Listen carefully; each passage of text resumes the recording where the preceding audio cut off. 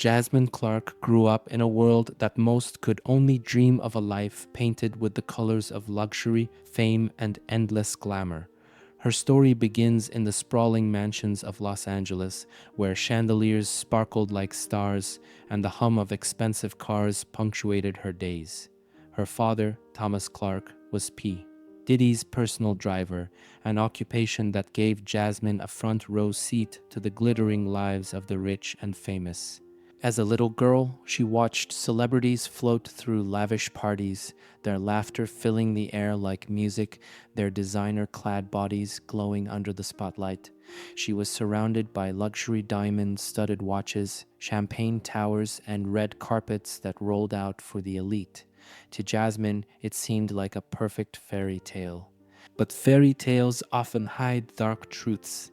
Beneath the shimmering surface of Jasmine's childhood lay shadows she couldn't yet comprehend. In a world where power and money could bend reality, Jasmine would soon discover that the price of proximity to fame was higher than anyone could imagine. What looked like a dream from the outside was a silent nightmare on the inside, a nightmare that would haunt her for years to come. Jasmine's childhood began like many others with simple joys and innocent wonder. Born to Thomas Clark, a hard-working man who had landed a prestigious job as P. Diddy's personal driver, Jasmine didn't know just how different her life was. Her father's job meant she grew up surrounded by extravagance, but at her core, she was just a curious and bright young girl who loved to explore. Thomas was a dedicated man, always dressed sharply in a suit and tie, ready to drive Diddy anywhere, anytime. His loyalty to the rap mogul gave him access to a world few could enter. For Jasmine, it meant private jets, luxury vacations, and an endless stream of gifts from people who treated her like a princess. Her father often reassured her, saying, "We're lucky, Jasmine. Mr. Combs takes care of us." Jasmine spent her days tagging along with her father to parties and events, mingling with people she only knew from magazines and television. It felt magical at first meeting artists like Beyoncé and Jay-Z, watching Grammy trophies up close, and playing in vast gardens that seemed to stretch forever. To Jasmine, her father was a hero, the gatekeeper to this glittering world. But as Jasmine grew older, she began to notice cracks in the perfection. She started to feel eyes watching her too closely, lingering too long. Conversations turned strange, with questions about her growing up or compliments that felt heavier than they should. While she didn't yet understand the true nature of this world, the glamorous facade began to waver. Little did she know, her father's job wasn't just a blessing, it was also the chain that kept them trapped in an unforgiving and dangerous web of power. From the outside, Jasmine's life seemed like a page torn from a celebrity magazine. Every day was a new adventure into the world of fame and fortune. She attended lavish parties where diamond-studded decorations sparkled under crystal chandeliers, and every corner seemed to hum with the energy of stars whose names were known worldwide. Jasmine often found herself in the orbit of people she'd once seen only on TV or in glossy magazines, grinning actors, stylish supermodels, and musicians whose voices filled arenas. P. Diddy was the center of it all, an enigmatic figure surrounded by wealth and influence. He made Jasmine feel like part of his family, affectionately calling her his little lucky charm. She was showered with gifts that seemed otherworldly to a young girl: designer dresses, golden jewelry, and toys she hadn't even known existed. Her father often reminded her how fortunate they were, saying, "Most people never get close to this kind of life, Jasmine. Be grateful." Jasmine marveled at it, all the private jets that whisked them away to tropical getaways, the backstage passes to sold-out concerts, and the sprawling estates where she wandered through endless halls and manicured gardens. It felt like she was living a dream, a Cinderella story where her father's hard work had placed her in a world few could touch.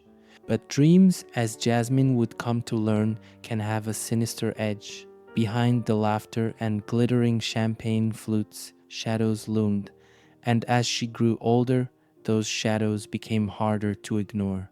At first, the red flags seemed like nothing more than fleeting oddities, easily dismissed by a child too young to recognize danger. Jasmine noticed how some of Diddy's friends seemed overly interested in her, their eyes lingering a moment too long, their smiles a little too wide. They called her princess and commented on how quickly she was growing up, always with a tone that made her uncomfortable, though she couldn't explain why. Occasionally, someone would place a hand on her shoulder or stroke her hair, their touch lingering just long enough to make her stomach twist. "You're so mature for your age," they'd say, their words laced with a strange undertone that Jasmine couldn't quite place. At the time, she told herself she was imagining things. After all, these were powerful, important people her father admired and depended on. Even Diddy, who was always so charming and kind in public, began to act differently when no one else was around. He'd find reasons to talk to her alone, asking personal questions about her life and school. His compliments started to feel strange, his smiles a little too intense. Though Jasmine didn't fully understand it, she felt an unease growing within her, a sense that something was off. Her father, ever loyal to his job, brushed off her concerns. "They're just being nice," he'd say. "Don't overthink it, Jasmine. You're lucky to be around such successful people." But Jasmine couldn't shake the feeling that their kindness wasn't as innocent as it seemed. The first time Jasmine was led into one of the dark rooms, she thought it was just another part of the party. The main event was in full swing, music blaring, lights flashing, celebrities laughing, but someone tapped her on the shoulder and beckoned her to follow. It was one of Diddy's closest friends, his smile warm and inviting. "Come with us for a minute," he said. "We've got something cool to show you." The room was far from the laughter and music, tucked away in a quiet corner of the mansion. When Jasmine stepped inside, she was struck by how different it felt. The air was heavy, the lights dimmed, and the walls seemed to close in around her. A few men were already there, their faces partially hidden in the shadows. They smiled at her, but their eyes carried something darker, something she couldn't yet name. At first, they just talked to her, asking questions about her school and her favorite hobbies. But their tone felt off, too eager, too probing. They laughed a little too loudly at her answers, their compliments dripping with something she didn't understand. Then came the touches, a hand brushing her arm, a pat on her back, fingers lingering on her shoulder. Jasmine froze, unsure of how to respond. When she tried to leave, one of them blocked her way, laughing as if it were all a joke. "Where are you going, princess? We're just getting started," he said. The laughter in the room grew quieter, darker, until it wasn't laughter at all. Jasmine's heart pounded in her chest as she realized she was trapped. Though nothing overt happened that first time, the experience left Jasmine shaken. She didn't have the words to describe what had occurred, but she knew it wasn't right. When she told her father about it later that night, he dismissed her concerns with a wave of his hand. "You're overreacting, Jasmine. They're just being friendly," he said, his voice firm and unyielding. But Jasmine knew deep down that something was terribly wrong, and as the dark rooms became a recurring part of her life, her sense of unease would grow into a nightmare she couldn't escape. Jasmine's father, Thomas, was her anchor, the one person she believed would always protect her. After her unsettling experiences in the dark rooms, she felt compelled to confide in him, hoping he would put an end to it. One night, as they drove home from one of Diddy's extravagant parties, Jasmine hesitated before speaking. "Dad, something weird happened tonight," she said, her voice trembling. Thomas glanced at her in the rearview mirror, concern flickering across his face. "What do you mean, sweetheart?" he asked, his tone gentle but cautious. Jasmine explained the strange looks, the probing questions, and the lingering touches that made her feel uncomfortable. She mentioned the dark rooms, the tension in the air, and the way Diddy and his friends behaved when no one else was watching. "It's not normal, Dad. It scares me," she whispered. Thomas was silent for a moment before sighing deeply. "Jasmine, you're overthinking this," he said, his voice firm but dismissive. "They're just playing around. These are important people. You can't make them feel uncomfortable by acting strange." Her heart sank. She tried again the next day, recounting more details, pleading with him to listen. But Thomas refused to entertain the idea. "Do you know how hard I work to give you this life? Don't ruin this for us, Jasmine," he snapped, his tone harsher than she'd ever heard. Jasmine felt a deep ache in her chest. Her father, the man she trusted most, had brushed her fears aside. She couldn't understand why he wouldn't believe her, but the sting of his dismissal was only the beginning. Over time, Jasmine's pleas became more desperate. She described in detail the touches, the whispers, and the way Diddy's friends cornered her in those dark rooms. Each time, Thomas's reaction was the same: silence, avoidance, and eventually anger. "Jasmine, enough.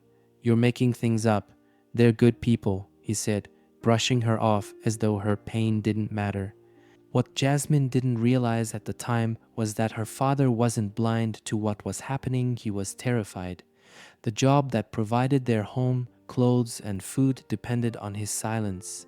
Speaking out meant risking everything, and Thomas wasn't willing to gamble their comfortable life, even at the expense of his daughter's safety.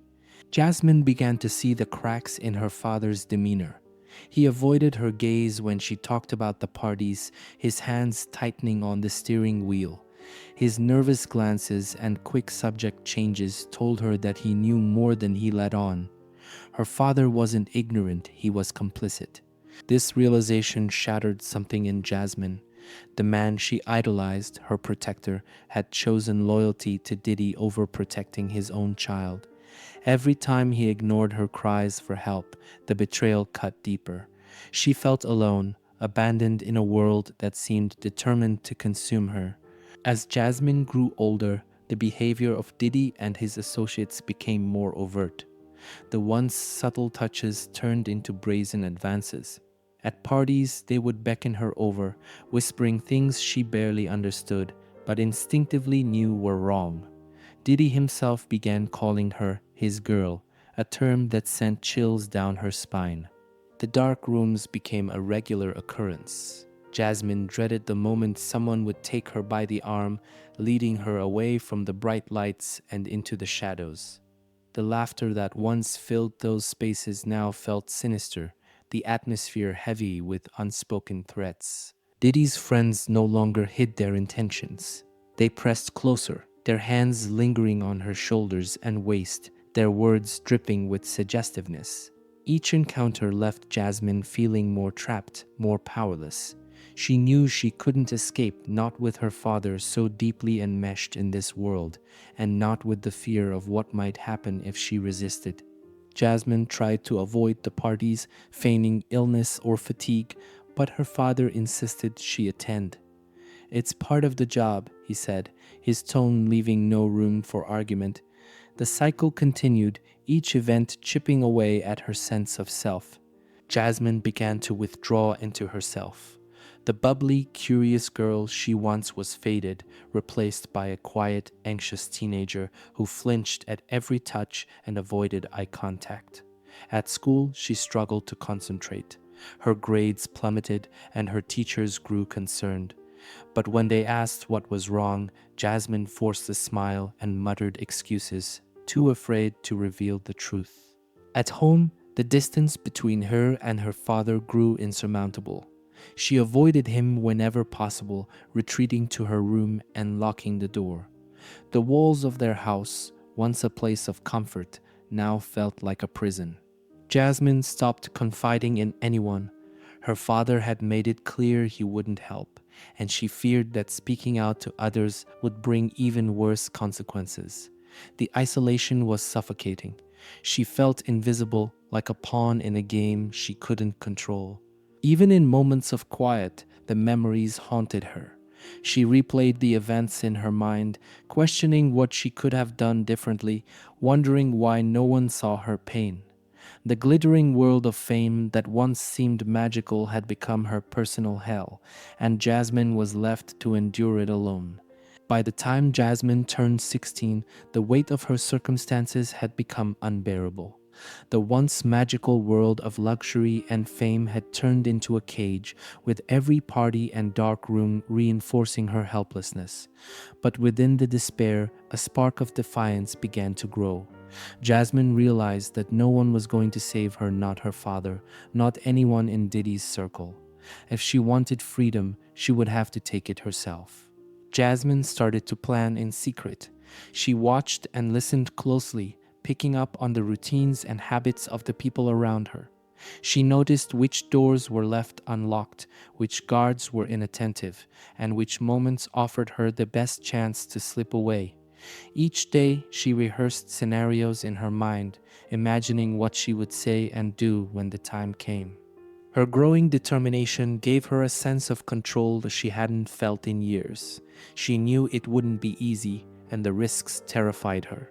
But the thought of continuing to endure the abuse and betrayal was even more frightening. Jasmine promised herself that she would escape no matter the cost. One summer evening, during yet another glitzy event, Jasmine found her opportunity. While the party raged on, she slipped out unnoticed, clutching a small backpack she had hidden under her bed. Inside were a few essentials clothes, a small amount of cash she'd been saving, and a notebook with the contact information of a distant relative in Canada, a woman she had only met once but hoped would take her in. Jasmine took a deep breath and stepped into the night, her heart pounding with both fear and hope. She flagged down a taxi and directed it to the nearest bus station, her mind racing with every possible scenario. Would someone notice she was gone? Would they come after her? From the bus station, she took a Greyhound to the airport. She used a prepaid card to buy a one-way ticket to Toronto, Canada, careful not to leave a trail. As the plane lifted off the ground, she felt a wave of relief, but also dread. Her physical escape was only the first step. She knew she was far from free. When she arrived in Toronto, her relative welcomed her with open arms, offering her a safe place to stay. But the shadows of her past followed her. Every knock on the door, every unknown number on the phone sent Jasmine into a panic. She had escaped the physical confines of her old life, but the emotional scars were harder to leave behind.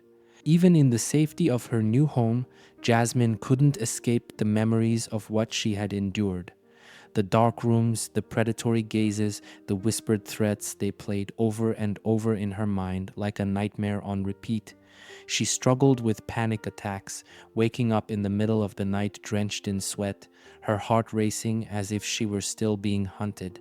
Jasmine's self-esteem was in tatters. She couldn't look at herself in the mirror without feeling shame, as if the abuse she suffered had somehow been her fault.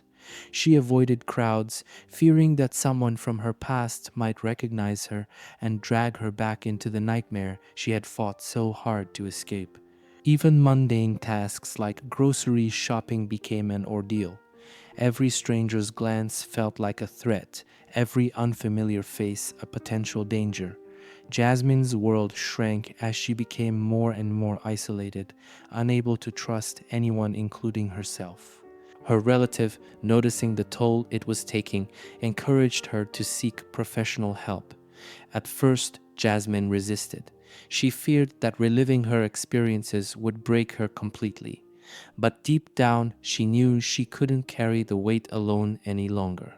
The first therapy session was one of the hardest moments of Jasmine's life. Sitting in a small, softly lit room, she struggled to find the words to describe what she had endured. The therapist's gentle questions coaxed the pain to the surface, and Jasmine finally let herself cry, really cry, for the first time in years. Therapy became a lifeline. Her psychologist helped her unpack the trauma, teaching her that what had happened to her wasn't her fault. She explained how abusers use power and manipulation to isolate their victims, breaking them down piece by piece. For the first time, Jasmine began to understand the dynamics of the world she had been trapped in. Writing became another outlet. At her therapist's suggestion, Jasmine started journaling her thoughts and memories, pouring her pain onto the page. Slowly, her words began to take on a new tone, not just one of despair, but also of resilience. She began to see herself not just as a victim, but as a survivor. As the months turned into years, Jasmine started to rebuild her life. She enrolled in online courses, determined to finish her education. She joined support groups for survivors of abuse, where she met other women who shared similar stories. Their strength inspired her, and she began to find her own. Jasmine also discovered a passion for advocacy. She started volunteering with organizations that supported survivors of abuse and trafficking, sharing her story anonymously at first. Over time, she found the courage to speak publicly, using her voice to shine a light on the darkness she had escaped. Though the scars of her past would never fully heal, Jasmine found hope in her journey. She learned that survival wasn't just about escaping, it was about reclaiming her identity, her voice, and her future. Jasmine's decision to share her story didn't come easily. For years, she had carried the weight of her experiences in silence, afraid of what might happen if she spoke out. But as she grew stronger through therapy and her support network, she realized that her voice had power not just for herself, but for others who might still be trapped in the same nightmare. One evening, after weeks of deliberation, Jasmine sat at her desk with her laptop open. Her hands trembled as she began to type out the story she had kept locked away for so long. She recounted every detail she could remember: the dark rooms, the whispered threats, the complicity of those around her. It was like reopening old wounds, but Jasmine pushed through the pain, determined to tell the truth. She chose to publish the story anonymously on a survivors forum, hoping it might reach others who had suffered in silence. When she hit post, she felt a mix of terror and relief, unsure of what the reaction would be. The initial responses were overwhelmingly supportive. Messages poured in from strangers who thanked her for her bravery and shared their own stories of abuse and survival.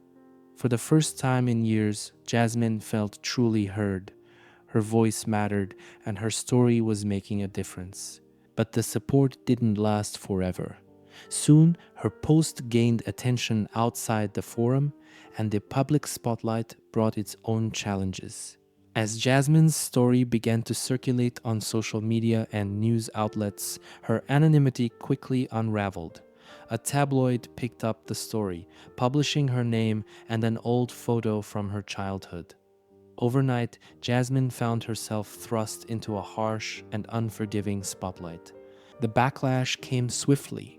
Some people accused her of lying, claiming she was seeking attention or trying to tarnish Diddy's reputation. Others suggested she was exaggerating or fabricating her experiences altogether. "Why now?" some commenters wrote. "If it's true, why didn't she say something earlier?" The internet was ruthless. Memes mocked her, while hashtags defending Diddy trended online. Strangers sent her hateful messages, calling her a liar and worse. Even people she had once considered friends distanced themselves, afraid of being associated with the controversy. But the worst were the threats. Anonymous messages flooded her inbox, warning her to stay quiet. "You don't know who you're messing with," one email read. "Keep your mouth shut if you know what's good for you," said another. The fear she had lived with for so long came rushing back, stronger than ever. Still, Jasmine refused to back down.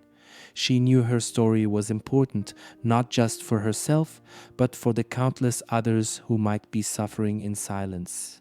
And in the midst of the chaos, she found an unexpected source of strength. Jasmine's story resonated with people in ways she hadn't anticipated. Survivors began reaching out to her, some anonymously, others openly. They shared their own experiences, many of which echoed her own. Some even named the same individuals she had encountered, confirming what she had long suspected, that she wasn't alone. These connections gave Jasmine a new sense of purpose. She joined online support groups and began attending survivor advocacy events. In these spaces, she found a community that understood her pain and validated her experiences. For the first time in years, she didn't feel so alone. Jasmine also began collaborating with organizations dedicated to fighting abuse and human trafficking. She participated in workshops, spoke at events, and helped create resources for other survivors. Her voice, once silenced by fear, became a tool for change. Through these connections, Jasmine found hope. Each story she heard, each person she helped, reminded her that she was more than her past. Together, they were breaking the silence and shining a light on the darkness that had controlled their lives for so long. Despite her growing resilience, Jasmine's past continued to cast a long shadow. The threats didn't stop. Emails, text messages, and anonymous notes arrived sporadically, each one reigniting the fear she had worked so hard to overcome. One message read, "We know where you are," while another warned, "This isn't over." The paranoia was suffocating. Jasmine found herself constantly looking over her shoulder, avoiding crowded places, and changing her routine to stay unpredictable. Every unfamiliar face felt like a potential danger, every knock on the door a reminder that her past could still reach her. Even in moments of calm, the fear lingered. She worried about the people she had connected with, wondering if they too might face retaliation for speaking out. But Jasmine refused to let the threats silence her again. She had come too far and fought too hard to let fear dictate her life. Today, Jasmine continues to live with that fear, but she also lives with hope. Each time she shares her story, each time she helps another survivor find their voice, she reclaims a little more of the power that was taken from her. The threats may never stop, but neither will Jasmine. Her resilience is her resistance, and her voice is a testament to the strength it takes to survive and to fight back. As Jasmine began to rebuild her life, she channeled her pain into action. She partnered with organizations dedicated to combating abuse and human trafficking, using her story to raise awareness about the dark realities hidden in the glamorous facades of fame and wealth. Jasmine participated in public speaking events, advocacy campaigns, and survivor support programs, often with her identity partially concealed. For her, it wasn't about being in the spotlight, it was about amplifying the voices of those who were still too afraid to speak. Her work included lobbying for stricter laws against abusers in positions of power and collaborating with nonprofits to create educational resources for young people vulnerable to exploitation. Jasmine found a sense of purpose in these efforts, each step forward helping to heal the scars of her past.